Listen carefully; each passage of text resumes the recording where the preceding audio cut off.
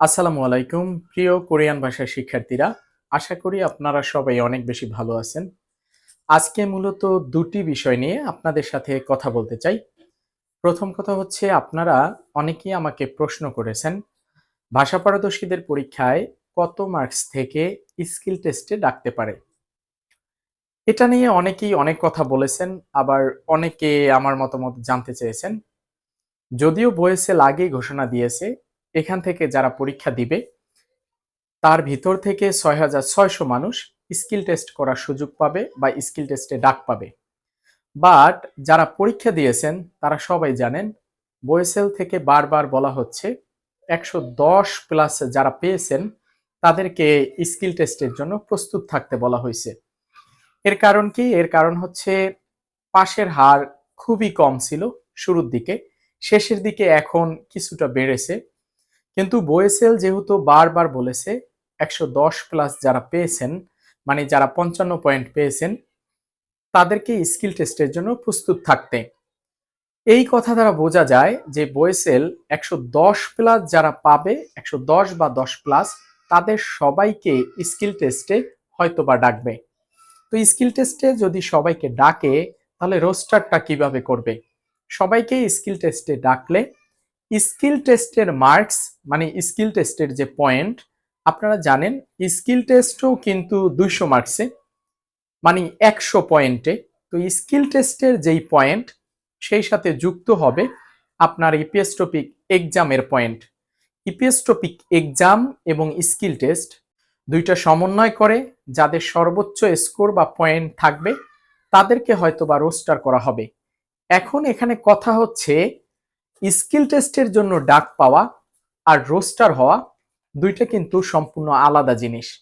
আবার দুইটা সমন্বয় করার ফলে অনেকে ইপিএস টপিক পরীক্ষায় খুব ভালো রেজাল্ট করার পরেও কিন্তু বাদ পড়ে যেতে পারে স্কিল টেস্টে খারাপ করার কারণে বা প্র্যাকটিস না করার কারণে।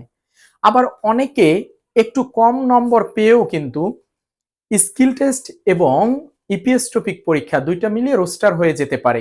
যেমন ধরুন কেউ ইপিএস টপিক পরীক্ষায় ১৩০ পেয়েছে, তো সেই ক্ষেত্রে তার পয়েন্ট কত?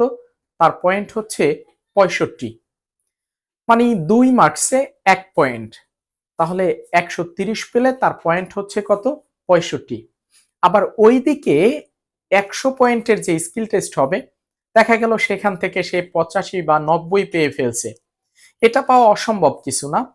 ৮৫ বা ৯০, ৯০ প্লাস, ৯৫ প্লাসও পাওয়া যায়।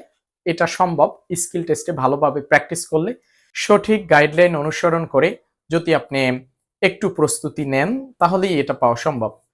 তো আমি ধরে নিলাম যে এই দিকে তার পরীক্ষায় ১৩০-এর জন্য ৬৫ আর ওই দিকে সে ৮৫ বা ৯০ পেয়েছে।